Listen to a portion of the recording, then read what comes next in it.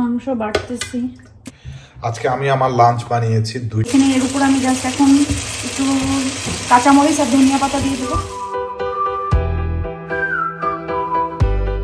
আসসালামু আলাইকুম। আজকের ভিডিওটা আসলে রাত থেকে ভিডিও করা শুরু করছি, কারণ সকালে ঘুম থেকে ওঠার পরে একটা দুঃসংবাদ শুনছি।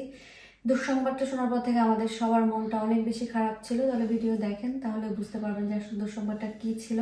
আগেই বলি, আমার ফ্যামিলির কেউ না, কিন্তু ফ্রেন্ড মানেই ফ্যামিলি। সো ফ্রেন্ডের কোনো দুঃসংবাদ মানে আসলে আমাদের খারাপ লাগারই ব্যাপার। তাহলে চলেন আজকে ভিডিও বা ব্লগটা এখান থেকে শুরু করি। Hello guys. Hello guys, welcome back. It's a Hill here, and welcome to Gamer Shorts right here. Okay, today. Oh! Okay, bring this to my dad and then we're done. আজকে আমি আমার lunch বানিয়েছি, 2টা ডিম আর একটু সালাদ, সাথে cashew nut দিছি, একটু সালাদ ক্রিম দিছি। এটা আমি লাঞ্চ খাবো। তবে শুধু এটাই না, আমি 2 পিস টোস্ট বানাইছি, টোস্টও খাবো, সাথে সালাদ অর্ধেক খাবো আর একটু টোস্ট খাবো, সাথে অবশ্যই স্ট্রবেরি জ্যাম খাবো। আর আমি খেতে থাকি, অর্ধেক সালাদ আয়াদের জন্য রেখে দিব। আজকে ভিডিওটা একটু দেরি করে শুরু করছি। এখন একটু মুরগি রান্না করব, সাথে দেখি আর কি রান্না করা যায়। আর আজকে ভিডিওটা দেরি করার পেছনে একটা কারণও আছে, সেটাও অবশ্যই বলবো। এখানে আর হচ্ছে আলু ভাজিটা করব, চিকেন আর আলু ভাজি। এটা নুপুর আপুদেরকে রান্না করে দিব, যেহেতু নুপুর আপুদের এখন মন মানসিকতা একদমই ভালো না। এখানে আমি মুরগিটা বসাই দিচ্ছি। দুপুরে যা ছিল একটু একটু সেগুলাই দিয়ে আসছি, সেগুলো দিয়ে খাওয়া দাওয়া করছে।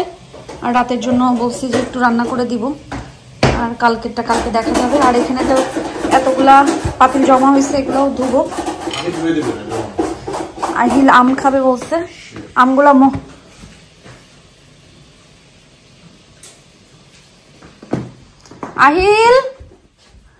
আহিলকে আমগুলো খেতে মজাই আছে।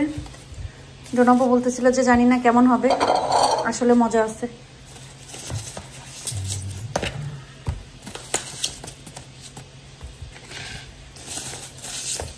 এই আম দিয়ে আসলে দুধ দিয়ে ভাত খেতে হয়, তাহলে অনেক বেশি মজা লাগে, সফট আছে। এই আমটা আমার টসটসা কষকষা।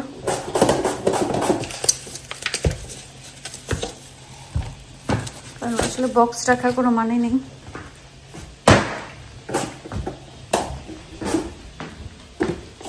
এখন এটা নিয়ে নেওয়া যায় তো, ওইটার ভিতরে ধুবো তো, ওইটাতে ঢেলে ফেললে হয়ে যাবে।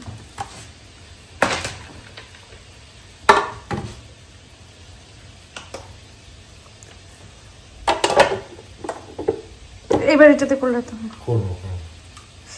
ও কেন ব্যান্ডেজ নাই? ব্যান্ডেজ আছে তো এখানে। এটাতে কাজ করতে আসলে অনেক সাবধানে করা লাগে, কারণ হাতে লাগলেই হাত শুষ হয়ে যাবে। এখানে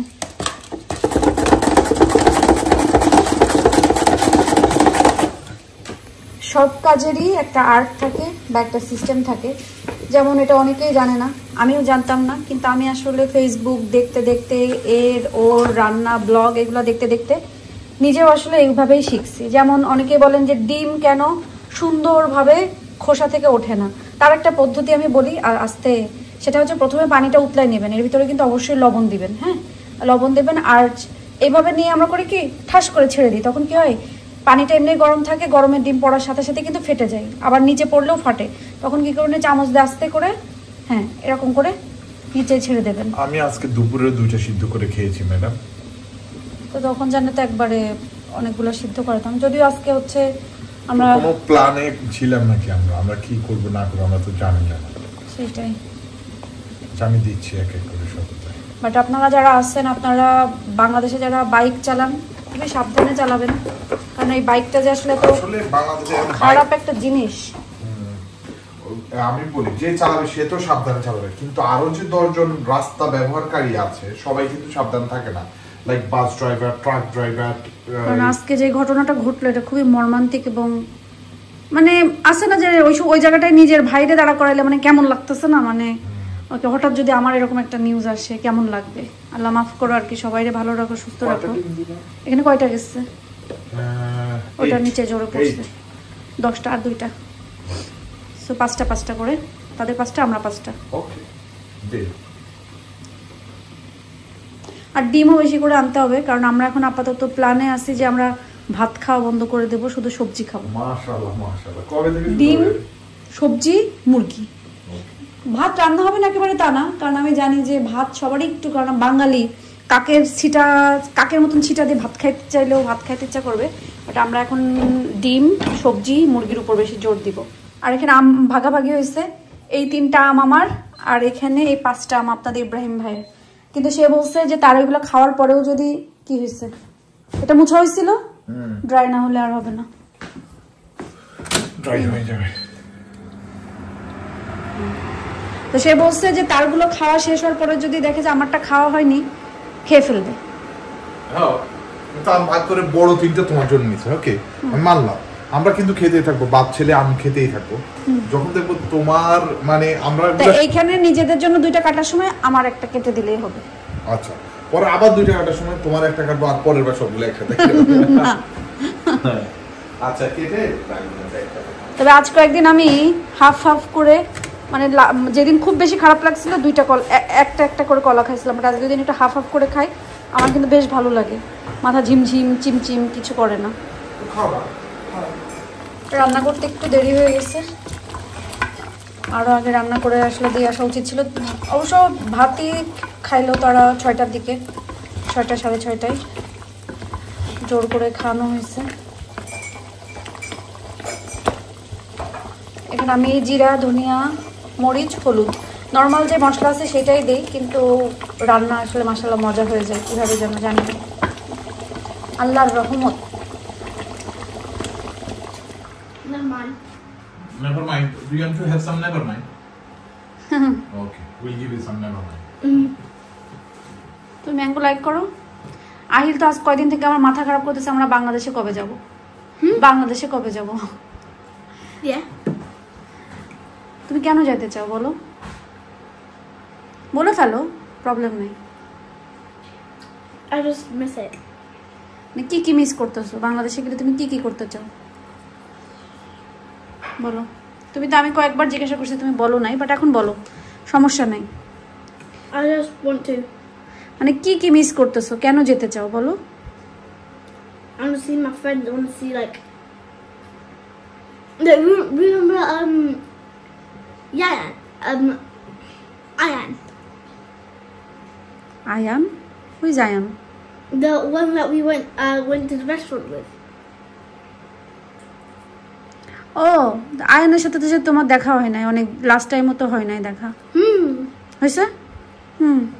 So that's why. I want to see my friends. আর কি মিস করো? আর কি যাইতে চাও? কেন যাইতে চাও? Just have fun. Just relax school. Okay, I don't. আর কিছু মিস করো না? আর কি? None of money. আর No. ওকে, ম্যাঙ্গো খাও। তুমি ঠিক করো, তুমি কি কি মিস করতেছো বাংলাদেশে, কেন যাইতে চাও বাংলাদেশে, আমাকে সুন্দরভাবে বললে আমি তোমাকে নিয়ে যাবো। হ্যাঁ, ম্যাঙ্গো খা। নতুন পাতিল এবার প্রথম আলো ভাবে, ইনশাল্লাহ ভালো হবে। আচ্ছা, সবাই বলছেন যে এটা কিসের? এটা সিরামিকের। হ্যাঁ, সিরামিকের পাতিল। নর্মালি সিরামিকের পাতিল মানে কোনো কিছুতে প্রবলেম হয় না, এখন জানি না এটাতে হবে কিনা। আর মেহমানজন আসলে অত কিছু না মেনটেন করা যায় না, মেহমানকেও বলা যায় না, কারণ অনেকে সবাই হেল্প করতে থাকে, কারণ হেল্প করতে করতে না কে কোনটায় চামচ দিয়ে কীভাবে ব্যবহার করবে এত কিছু তো বলা যায় না সবাইকে। তো আমি আলু ভাজি যেভাবে করি, তেলের ভিতরে আলু দিয়ে দিলাম, এরপরে আমি দিয়ে দিব কাঁচামরিচ, পেঁয়াজ, লবণ তো দিয়ে দিচ্ছি, আর জাস্ট দিব আমি হলুদ। এই জিনিসগুলো দিয়ে আমি আলু ভাজি করি, সবাই বলে আলু ভাজি অনেক মজা হয়। আলু ভাজিটা আমার আসলে মশলা দিলে ভালো লাগে না, কারণ আলু ভাজি তাহলে আর ভাজি থাকে না, ওটা কারি হয়ে যায়, আমার কাছে লাগে। আহিলও পছন্দ করে আলু ভাজি দিই তো আহিলও ভাত খায়। আমার আলু ভাজি তো পূর্ণ অনেক পছন্দ করে, কিছু আলু বলে আমি কিছু আলু ভাজি করেছি পরে। সবাই জিজ্ঞাসা করেন যে ডিম কীভাবে লাল হয়, আমিও প্রত্যেকবার দেখাই ডিম কীভাবে লাল হয়, কিন্তু আজকে আমার একটু ভুল হয়ে গেছে, ওরকম লাল নাও হতে পারে, বাট তারপরেও বিসমিল্লাহ, দেখা যাক কী হবে।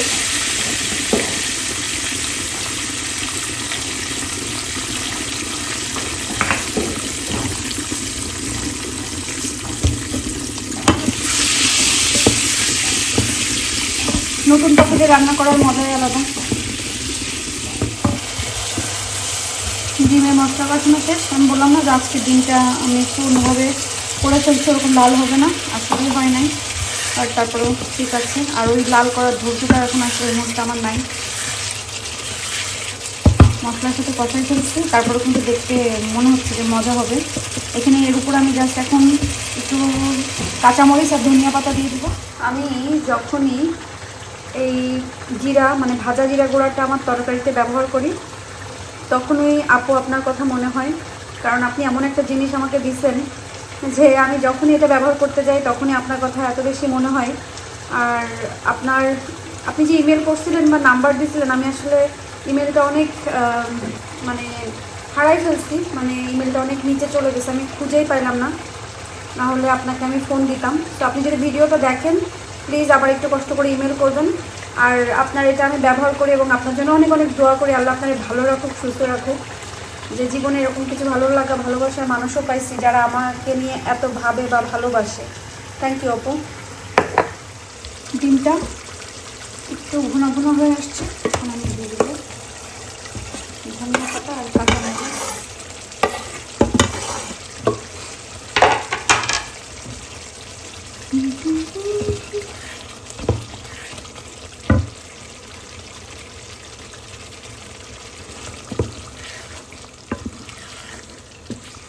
আসছে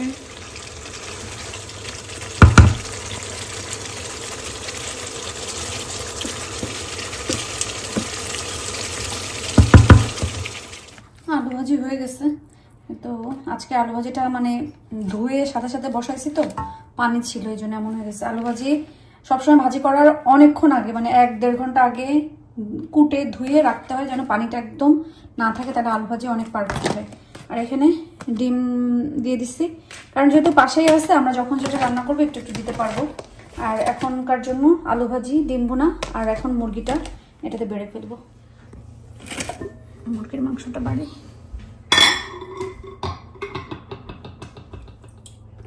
মাংস বাড়তেছি। আলু দেওনি তো, নিচে পড়ে গেছে আলু দিয়া। শক্ত মুরগি এরকম ঝোল খেতেই মজা লাগে। আমার আয়ত্ত এসে বলতেছে কি রান্না করতেছি, এত সুন্দর ঘ্রাণ, পোলাপানে মাংসের ঘ্রাণ পাইলেই হয়েছে। রান্না করছিলাম 10টা, তো বাবুদেরকে তো 5টা দিছি, কারণ আমাদের আবার রান্না হবে, আবার রান্না করে দিই। কি 10টা রান্না করছো? ডিম।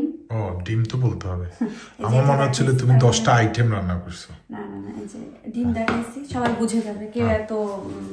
আচ্ছা যাই হোক, তো এখানে আলু ভাজিও করছিলাম, দিয়ে আসছি আজকের জন্য এটুকুই, কারণ বাসার পাশে, তো যখনই যেটা করি না কেন দিয়ে আসবো। এবং মানে আমরা যখন খাবার দিয়ে আসতে গেছি, ভাইয়া এবং নুপুর আপুকে বলছি যে যখনই কোনো দরকার হোক না কেন ফোন দিতে, বা খাবার দাবারের টেনশন না করতে, কারণ এটা এমন একটা ঘটনা, আসলে মনটাকে কোনোভাবেই বুঝ দেওয়া যাবে না, বা চাইলেও কোনো কিছু, কোনো কাজ বলেন, খাওয়া বলেন, হাতে উঠবে না, মুখে উঠবে না, তারপরে আসলে জীবন তো জীবনের নিয়মে চলবে, এই আর কি।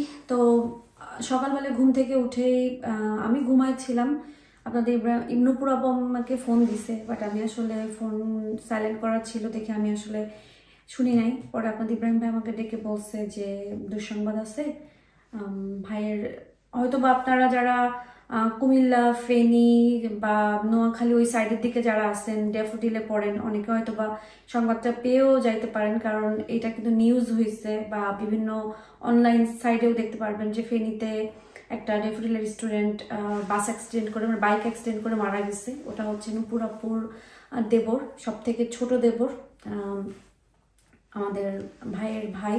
তো আপনাদের ইব্রাহিম ভাইকে যখন বললো যে ভাইয়ার ছোট ভাই তো বাইক অ্যাক্সিডেন্টে মারা গেছে, তো শুনে আসলে তখন প্রথমেই আসে না যে আমারও ভাই আছে বা দেবর আছে, তো ছোট ভাই আছে, সবার কথাই মনে পড়ছে। তো তখন ওই ফিলটা আমার আসছে যে আসলে আমার হইলে কেমন লাগতো। তো খুবই খারাপ লাগছে। সাথে সাথে আমরা রেডি হয়ে বাসায় গেছি। সান্ত্বনা দেওয়ার মতো তো আসলে কিছু নাই এখানে, কি বলবো, বলার কিছুই থাকে না। তারপরেও যতটুকু বুঝ দেওয়া যায় দিয়ে আসছি। বাট লাস্টে যখন আমরা এখন বাসা থেকে আসলাম, বাড়িতে কথা বলছে, লাশ দিছে বাড়িতে, এখন বাড়িতে আছে। ইনশাল্লাহ সবকিছু ভালো ভালো হইলে আর কি সকালবেলা দাফন হবে, জানাজা হবে। তাছাড়া এই যে বাইক অ্যাক্সিডেন্ট, হ্যাঁ বাইক অ্যাক্সিডেন্টে প্রচুর মানুষ বাংলাদেশে মারা যায়। আজকেও যদি এই ছেলেটাও, এই ছোট ভাইটাও যদি মাথায় হেলমেট পরা থাকতো, হেলমেট পরে বাইকটা চালাইতো, তার শরীরে আর কোথাও ইনজুরি নাই, শুধু হেড ইনজুরি হয়েছে, তাও মাথা ফাটেনি। চাপা বাড়ি যেটাকে বলে, চাপা বাড়ি, কারণ শরীরে কোনো মানে এত কিছু নাই। বাংলাদেশে যারা বাইক রাইড করে স্পেশালি ইয়াংস্টাররা এত মানে ইগনোরেন্ট, লাইক মুরব্বীরা যখন বকাছকা করে আরো বেশি মানে আসলে আমরা প্রবাসে থাকি, এক একজন এক এক সময় ফোন দেয়, আর দেশে এরকম একটা পরিস্থিতি হলে সবাই আসলে ফোন ধরতেও পারে না, কারণ সবার মন মানসিকতা ওরকম থাকে না। বা এখানে দেশের থেকে এখানে ফোন দিলে আমরাও যে ফোন ধরে কথা বলবো ওটা ওইভাবে হয়ে ওঠে না। তো একটু একটু খবর শোনার পরে যেটা আর কি শুনলাম বা বুঝলাম যে তমাল, ওর নাম তমাল, তমাল ঢাকাতেই থাকতো, ডেফোডিলে পড়তো, বাড়ি গেছে মানে সেমিস্টার ফাইনাল শেষ হওয়াতে বাড়ি গেছে। বাড়ি যাওয়াতে মার সাথে দেখা করতে যাচ্ছিল, মা ছিল বোনের বাড়িতে, তো মার সাথে দেখা করে চলে আসছে। মার সাথে দেখা হয়েছে, হ্যাঁ হ্যাঁ, দেখা করেই ওখান থেকে বেরিয়ে আসছে। আমি যখন ওই যে বললাম না যে হঠাৎ একটু একটু শোনা, তো আমি যখন শুনে আসছি যে তখন শুনছিলাম যে মার সাথে দেখা করতে যাচ্ছিল, তখন হয়েছে। তো তখন মনে হচ্ছিল হারে ছেলেটা শেষ দেখাও মারে দেখতে পারলো না এরকম। বাট এখন শুনলাম যে না মার সাথে, কিন্তু মাটার কেমন লাগতেছে না যে সেটাই না আমি যেটা বলতেছিলাম। তো আসলে হেলমেট পরা বা মুরব্বীরা বাচ্চাদেরকে, যে ইয়াংস্টারদেরকে যখন বাইক চড়তে না করে হেলমেট পরতে বলে, তারা মনে করে যে এগুলো বাড়তি কথা, আমি তো কত সেফ, আমি কত প্রো ড্রাইভার, আমি কত ভালো। রিসেন্টলি তো একটা ভিডিও দেখলাম যে একটা মহিলা খুব তর্ক করতেছে হেলমেট নিয়ে, পরবো না মানে গাছ জোর আসলে মানে এখানে আমার যদি কিছু হয়ে যায়, এই ট্রাফিক আইন যারা হচ্ছে কন্ট্রোল করে ওনাদের কিছু হবে না, পুলিশের কিছু হবে না, যান আপনার যাবে, আপনার ফ্যামিলির ক্ষতি হবে। আসলে আমাদের ভালোর জন্যই কিন্তু ওনারা বলে, কিন্তু আমাদের ওই যে মানে ঘাট টারামি, ইগো যেটাই বলেন না কেন, ফ্যাশন স্টাইল যেটাই বলেন না কেন, এগুলা করতে হবে। কিন্তু সবার আগে বুঝতে হবে যে আপনার জানটা, আপনার জীবনটা অনেক ইম্পর্টেন্ট এবং অনেক দামি। একটুখানি ভুলের জন্য যদি জীবন চলে যায়, এই যে এখন যে আল্লাহ, ঠিক আছে আল্লাহর হুকুম হয়েছে, আল্লাহ কয়েকদিন হায়াত রাখছিল, কিন্তু একটু ওই যে মনে বুঝ দেওয়া যায় না, হয়তো একটু সাবধানতা অবলম্বন করলে হয়তো বা জানটা বেঁচে যেত। তো এইগুলো অনেক কিছু বলা যায়। তো শেষমেশ এটাই বলবো যে সবাই সাবধানে চলবেন যারা বাইক চালান, বা আপনারা যারা প্রতিনিয়ত বাইরে যান, আপনারা একটু সাবধানে থাকবেন, সাবধানতা অবলম্বন করবেন, নিজের চিন্তা করবেন, নিজের ফ্যামিলির চিন্তা করবেন, সবার চিন্তা করেই আসলে আপনাদের চলা উচিত, আমাদের চলা উচিত। তারপরে বাকিটা তো আল্লাহর হুকুম, আল্লাহর হাতে, আল্লাহ যার জীবনে যার কপালে যা রাখছে, যতটুকু রাখছে এটাই হবে। তো সবাই আসলে তমালের জন্য দোয়া করবেন বা তার পরিবারের জন্য দোয়া করবেন। না তার জন্য দোয়া করা যাবে না, তার রুহের জন্য আত্মার মাগফিরাত কামনা করতে হবে, তার জন্য দোয়া করেন, মানে আল্লাহ যেন তার মানে গুনাহ মাফ করে আল্লাহ যেন তাকে বেহেশতবাসী করে, এতটুকুই দোয়া। পরিবারের বা তার মার মনের যেন শান্তি দেয়। আর সে তমাল ছিল হচ্ছে বাড়ির সব থেকে ছোট, তো ছোট সন্তান যা কিন্তু মানে মার জন্য আরো বেশি আঘাতের, কারণ ছোট ছোট যেটা আর কি আমি মনে করি, এই সমস্ত ব্যাপারে আসলে না কোনো কিছু বলা যায় না, মানে কি বলবো না বলবো। তো যাই হোক না কেন, সবাই দোয়া করেন, আমাদের জন্য দোয়া করবেন, আর আমরা দোয়া করি আল্লাহ যেন আপনাদের সবাইকে ভালো রাখে, সুস্থ রাখে এবং নিরাপদে রাখে। তো আজকের ভিডিওটা এখানে শেষ করছি। যদি বেঁচে থাকি, ভালো থাকি, সুস্থ থাকি, ইনশাআল্লাহ আপনাদের সাথে আবার দেখা হবে। আল্লাহ হাফেজ।